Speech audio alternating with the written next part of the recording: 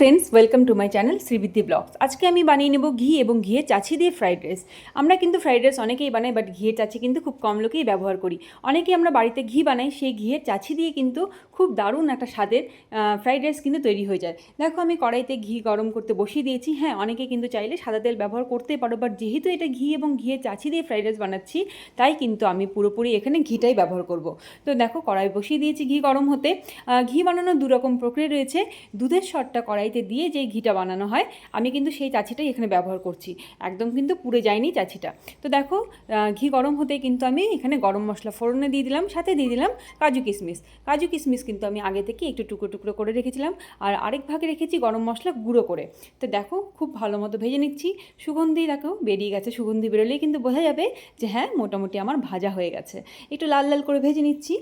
লাল লাল করে ভেজে নিচ্ছি কারণ এতে কিন্তু স্বাদটা বেড়ে যায়, আর গরম মশলাটা সুন্দর মতো ভাজা হলে কিন্তু সুগন্ধি দারুণ আসে।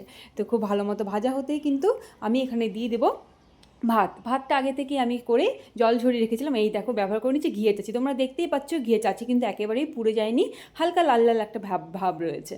তো এবার ঘিয়ের চাচি দিয়ে ভালো মতো মিশিয়ে নিচ্ছি। দারুণ এটা স্বাদ হয়। অনেকেই কিন্তু আমরা বাড়িতে ঘি বানাই, আর সেই চাচি দিয়ে পরবর্তীতে আমরা মিষ্টি বা গরম ভাতে খেয়ে নিই, কিন্তু কখনো এইভাবে ফ্রাইড রাইসে ব্যবহার করে দেখতে পারো। দারুণ কিন্তু এর স্বাদ হয়, আলাদাই একটা মাত্রা যোগ করে দেয়। এরপরে আমি একটু দিয়ে দেবো লঙ্কার গুঁড়ো, একটু নুন, একটু চিনি। তো এটা দিয়েও কিন্তু ভালো মতো মিশিয়ে নিচ্ছি। আমি এখানে কাঁচা লঙ্কা ব্যবহার করিনি, এখানে একটু লঙ্কার গুঁড়ো ব্যবহার করেছি, যেহেতু এটা রঙটা কিন্তু হালকা লালচে লালচে ব্যাপার আসে এই ফ্রাইড রাইসে। তো আবারও কাজ হচ্ছে খুব ভালো মতো মিশিয়ে নেওয়া। খুব সহজ এই পদ্ধতি, খুব সাধারণভাবে বানানো, কিন্তু স্বাদে কিন্তু অসাধারণ হয়। এরপরে আমি দিয়ে দিচ্ছি গরম মশলা গুঁড়ো। তো গরম মশলা গুঁড়ো দিয়ে আবারও কাজ হচ্ছে, ভালো মতো মিশিয়ে নিলাম। তো দুটোকেই ভালো মতো মিশিয়ে নিচ্ছি। ব্যাস দেখো, খুব সহজে সাধারণভাবে কিন্তু তৈরি হয়ে গেল, শুধুমাত্র ঘিয়ের চাচি দিয়ে। আর মানে অসাধারণ এর স্বাদ হয়। তো সবাই কিন্তু একবার করে দেখতে পারো। আর সাথে বানিয়ে নিচ্ছি কুরকুরে ভিন্ডি। তো কুরকুরে ভিন্ডির রেসিপি আমি পরবর্তীতে খুব ভালো করে নিয়ে আসবো। তো আজকে আমি খুব সাধারণভাবে বলে দিচ্ছি। এই কুরকুরে ভিন্ডির জন্য ভিন্ডিগুলোকে এরকম লম্বা লম্বা করে কেটে তার মধ্যে লঙ্কার গুঁড়ো, চাট মশলা, আমচুর পাউডার, জিরা গুঁড়ো, ধনে গুঁড়ো, গরম মশলা গুঁড়ো আর একটু সুজি বা চালের গুঁড়ো দিয়ে এরকমভাবে মাখিয়ে রেখেছিলাম। তারপরে কিন্তু আমি এরকম ডোবা তেলে ভেজে নিচ্ছি। অসাধারণ এর স্বাদ হয়। যারা ভিন্ডি খাও না, তারা সত্যি বলছি ভিন্ডির প্রেমে পড়ে যাবে। তো এত ভালোই লাগে খেতে এটা। তো দেখো, মোটামুটি আমার রেডি হয়ে গেছে। এরকম একটা ক্রিস্পি একটা ভাব আসবে, আর দারুণ এর স্বাদ হয়। তো অবশ্যই তোমরা কিন্তু এই কুরকুরে ভিন্ডিটাও ট্রাই করতে পারো। যারা ভিন্ডি একেবারেই ভালোবাসে না খেতে, তোমাদেরও কিন্তু ভালো লাগবে এরকমভাবে করলে কুরকুরে ভিন্ডি। আর এদিকে দেখো, চলে এলাম একটু বাইরে আমার পাখিদের দেখতে।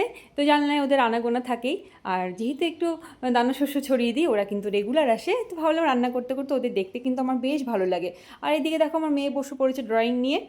তো ও বসে যখন ড্রয়িং করছিল, তো আমার এই চ্যানেলে আমি ওর ড্রয়িংয়ের নানা রকম ভিডিও, আমার সমস্ত অ্যাক্টিভিটিস আমাদের তো শেয়ার করবো। আশা করি সবাইকে পাশে পাবো। তো এরকম ড্রয়িং যখন করছিল, আমি ভাবলাম ওরও একটু ভিডিও করি। তো সবাই আজকে ভালো থাকো, সুস্থ থাকো, আর অবশ্যই কিন্তু ট্রাই করো। আর ভালো